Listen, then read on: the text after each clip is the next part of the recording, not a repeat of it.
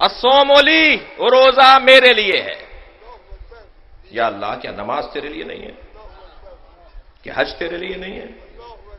کیا زکوٰۃ اور خمس کی ادائیگی تیرے لیے نہیں ہے؟ ان تمام عبادتوں میں صرف روزے کو تو نے کہا کہ روزہ میرے لیے ہے۔ اس کا سبب کیا ہے؟ اس کا سبب یہ ہے کہ یہ واحد عبادت ہے جو تنہائی میں بھی اللہ کے لیے رہتی ہے، مجمع میں بھی اللہ کے لیے رہتی ہے۔ اللہ اصل میں دیکھنا چاہتا ہے میری خاطر کون جی رہا ہے۔ جو اللہ کی خاطر جی رہا ہو، پروردگار عالم اس کی طرف اپنی مرضیوں کو بڑھا دیتا ہے۔ اور جو تنہائی میں، دیکھیے نماز، روزہ، نماز، حج، زکوٰۃ، یہ ساری چیزیں دیکھنے میں آتی ہیں، لیکن روزہ کوئی کمرے میں تنہا بھی ہو، کوئی حجرے میں تنہا بھی ہو، اور گلاس پانی کا گلاس رکھا ہو اور ظرف میں غذا رکھی ہو تو وہ نہیں کھاتا، اس لیے کہ اللہ دیکھ رہا ہے۔ اللہ کو یہ اچھا لگتا ہے۔ مجمع میں کسی بھی حلیے میں نماز پڑھ لی،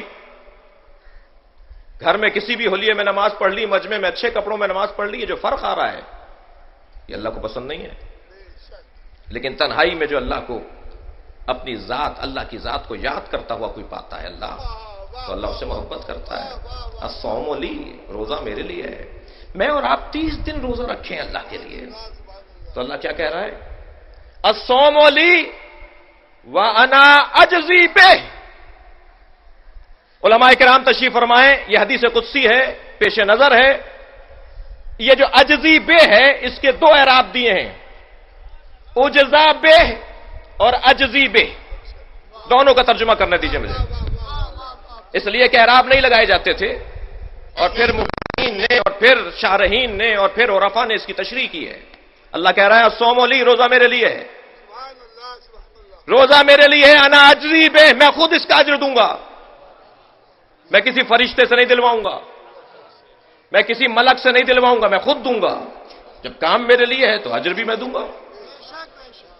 اور ایک اعراب یہ دیا گیا ہے کہ انا اجزا بہ، روزہ میرے لیے ہے۔ اللہ اکبر، ذرا ترجمے پر غور کریں گے، روزہ میرے لیے، میں خود اس کا اجر بن جاؤں گا۔ جو میرے لیے 30 دن روزہ رکھے، اللہ اس کا ہو جاتا ہے۔ جس علی کی ساری زندگی اللہ کی خاطر گزری ہو، وہ اللہ کے لیے اور اللہ اس کے لیے۔